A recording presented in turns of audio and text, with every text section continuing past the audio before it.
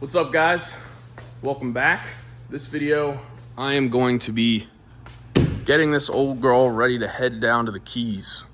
So, video after this, stay tuned. This thing's gonna be island jumping in the Keys. If you saw the 24-hour build challenge where we made this thing, this is where we got it to. And now I'm gonna make it usable.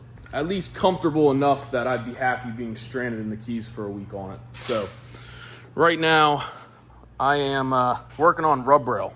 So, rub rail is very expensive for people that don't know. It's like something like $7 to $10 a foot. And if you can see how the rest of this boat looks, obviously we don't roll with that. There's a bunch of different ways to make rub rail. I've seen some people just screw a garden hose around, some people using like landscape edging. But this is how I'm gonna do it. So I got some of this tile bullnose trim at Home Depot, and I'm gonna put it on like that, and then I'm gonna use that garden hose and stuff it in right underneath there, and should look pretty good. So got that to do. Got a transducer I gotta mount up. I gotta do a little bit of work on the console, get that a little more stable. I'm gonna put some SeaDek down back there, actually mount the battery, put some storage totes in for supplies, and hook up the speakers because we need music. All right, let's get into it.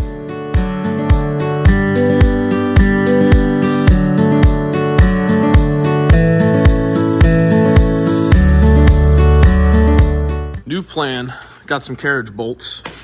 We are slowly approaching the cost to have just bought rub rail, but this is for the content. So I got some carriage bolts, and I'm just gonna drill a hole through the hose, through this, and then through the boat, run the carriage bolt through, and then put a nut on the other side.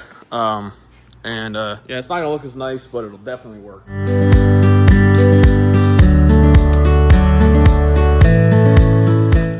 All right, well, that's working. It's not as nice looking as I would have liked, but whatever. Look at the rest of the boat. I'm gonna get all this knocked out, and I'll be back. All right, it's the next day. Had to leave early yesterday, but as you can see, rub rail's in. I kept the Continental logo in on this side, but then, you know, once we started getting around to this side, I was thinking, like, this is way too cool not to show off, especially, you know, Continental, that's a nice hose. So we flipped it on this side, so we got some branding going on. It is upside down. You will have that. Yeah, I think it looks pretty sick. After all the hardware was purchased, I think this rub rail was right around 300 bucks. So, not far off of what I would have paid if I got a real rub rail, but then it wouldn't be, you know, it wouldn't be custom. This boat's definitely custom. So, now I got to get the depth sounder, the transducer mounted on the transom, get the display mounted on the console, and I'm gonna throw some SeaDek in too. So, keep cracking away. All right, another day. Kind of just been working on this when I had time. But I just went and pillaged my other boat for all of its conveniences. So I got a sound system with a complete wiring harness. I was able to pull this thing out. So all I gotta do is plug it up, which is nice. A couple of chargers that I'm gonna wire up. Deep cell battery that I pulled out of there. Some battery cables. And there's a bilge pump too I got. I think it's outside. So got everything I need. I'm gonna throw it all on. I'm gonna relocate the battery that was sitting back there up under the console. I was going to move the battery and realized I did not have a battery cable or a ground cable long enough. So I'm gonna extend. These are two that I have. I'm gonna marry them.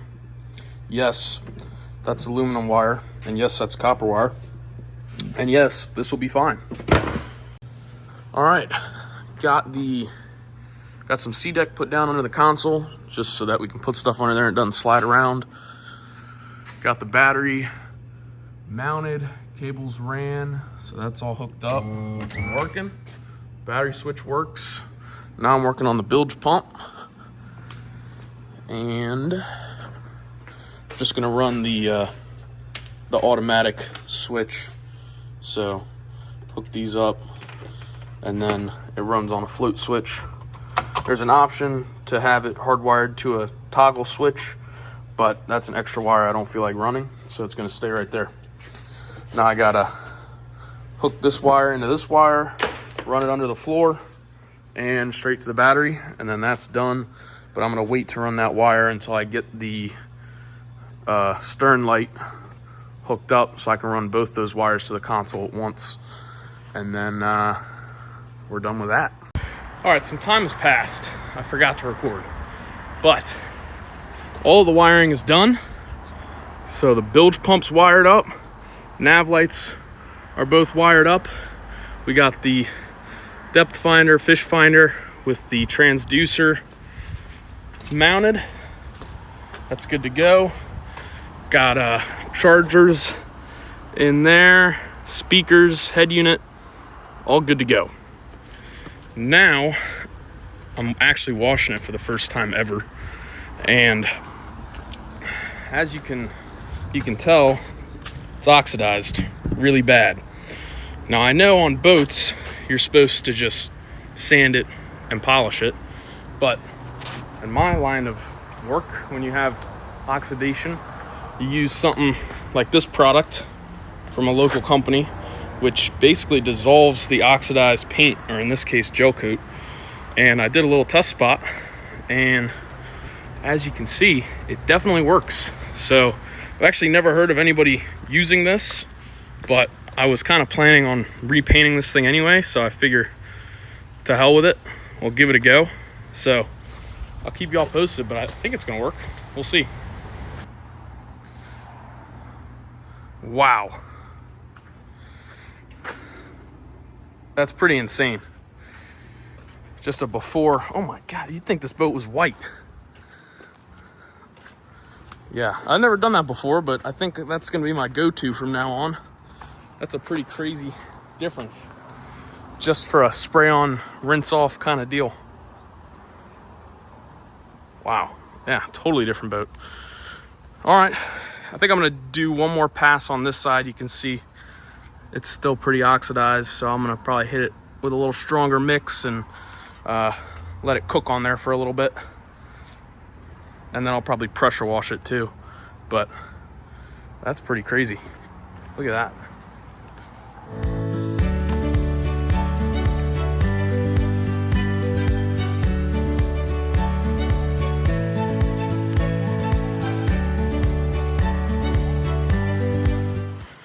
All right. Overall, I think it worked pretty well. The way it works is by stripping the top layer of paint, and really don't know how I didn't see that coming, but obviously it stripped the bottom paint.